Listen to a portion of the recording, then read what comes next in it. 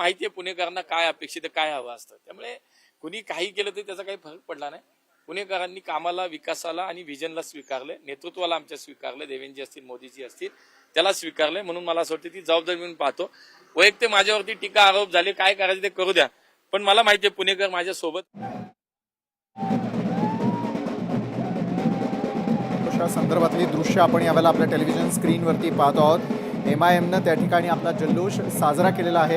अमरावतीमधलं चित्र आपण यापूर्वी पाहिलेलं होतं की भाजप एकहाती सत्ता राखण्यासाठी त्या ठिकाणी तयारी करत असताना नवनीत राणा आणि दाम्पत्याला दुखवणं भाजपला मात्र चांगलंच महागात पडलेलं आहे. भाजपच्या काही उमेदवारांचा MIMनं पराभव केल्यानंतर मात्र MIM मोठा जल्लोष अमरावतीमध्ये सादर करत असल्याचं आपण यावेळेला पाहतोय.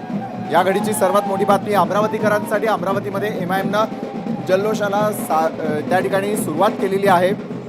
सोलापुरातून पुढची बातमी आपल्यापर्यंत येणार आहे आणि ती म्हणजे सोलापूर महानगरपालिकेतील प्रभाग क्रमांक 13 मधील भाजपचे सर्व उमेदवार हे विजयी झालेले आहेत. यामध्ये भाजपच्या सुनीता कामाठी, भाजपचेच अंबिका चौगुले आणि भाजपचे सत्यनारायण गुरुबर आणि भाजपचे विजय चिप्पा हे 4 जण त्या ठिकाणी विजयी झालेले आहेत. सोलापूर या ठिकाणाहून सर्वात मोठी बातमी आपल्या टेलिव्हिजन स्क्रीनवर. पाठोपाठ चंद्रपूर मधून देखील एक